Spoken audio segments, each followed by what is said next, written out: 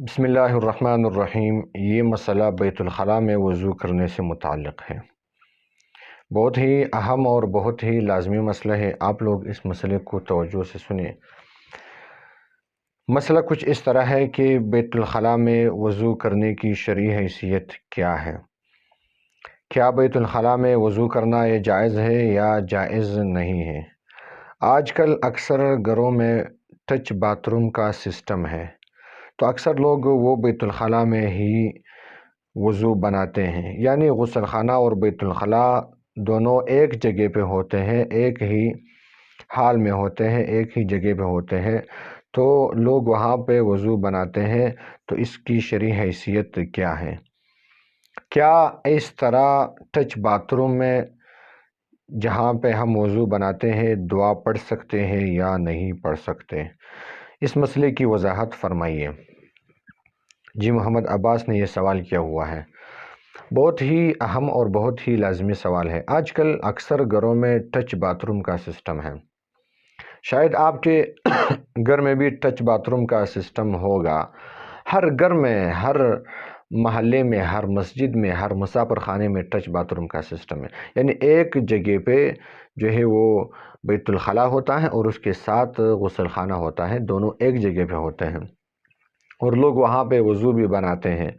تو اس کی شرعی حیثیت دیکھو، یہاں پہ اس طرح جگہ پہ وضو بنانا بشرط کہ وہاں پہ نجاست کا امکان نہ ہو، یعنی نجاست وہاں پہ موجود نہ ہو، نجاست کا یقین نہ ہو وہاں پہ اس غسل خانے میں، وہ بیت الخلاء وہ غسل خانے سے تھوڑا بہت اوپر ہو، ان دونوں کے درمیان فرق ہو، ڈفرینس ہو، تو اس طرح کے غسل خانے میں وضو بنانا یہ جائز ہے۔ بہرحال کوئی مسئلہ نہیں ہے، کیونکہ یہ ضرورت ہے اور حرج ہے۔ اگرچہ مناسب نہیں ہے، مناسب تو یہ ہے کہ وضو کوئی اس طرح جگہ پہ بنایا جائے جو کہ اوپر ہو، مرتفع جگہ ہو، جہاں پر چینٹے لگنے کا خطرہ نہ ہو، خدشہ نہ ہو، اس طرح جگہ جو ہے وہ وضو بنانا یہ مناسب، سنت اور اولا بات ہے۔ لیکن بامر مجبوری اس طرح کے ٹچ باتھ روم میں بیت الخلاء میں وضو بنانا یہ بھی جائز ہے، اس کی شرعی گنجائش موجود ہے۔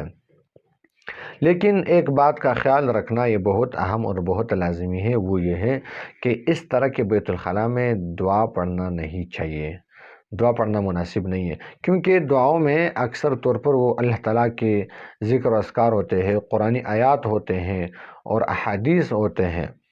دعا تو اکثر انہی چیزوں سے مرکب ہوتا ہے، قرآنی آیات سے یا اسی طرح احادیث سے مرکب ہوتا ہے۔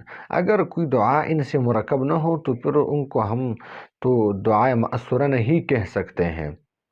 اگر کوئی دعا قرآن اور حدیث سے مرکب نہ ہو تو پھر وہ دعائے مأثورہ نہیں کہلائے گا، ان کو دعائے منقولہ نہیں کہلائے گا، پھر وہ آپ کی اپنی دعا ہوگی، تو پھر اس کا کہنا تو مناسب ہی نہیں ہے اس طرح جگہ پر۔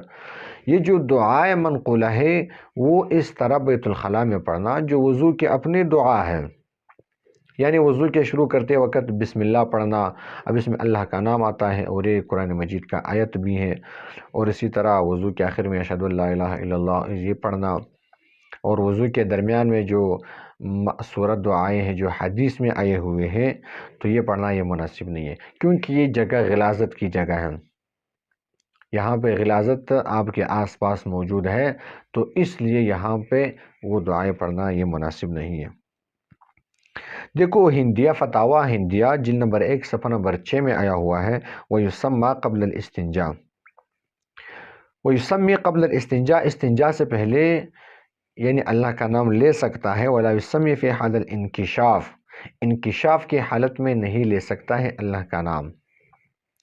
انکشاف کی حالت کا مطلب یہ ہے کہ آپ کا سطر کھلا ہوا ہے، اس وقت آپ قرآن کی آیت پڑھتے ہو یا اللہ کا نام لیتے ہو تو اس کا لینا یہ مناسب نہیں ہے۔ ولا فی محل النجاسہ، نہ نجاست کی جگہ پر اللہ کا نام لینا یہ مناسب اور جائز ہے، لہذا یہاں پہ دعا سے احتراز کرنا چاہیے، پرہیز کرنا چاہیے، باقی آپ کا وضو بالکل جائز اور صحیح ہے۔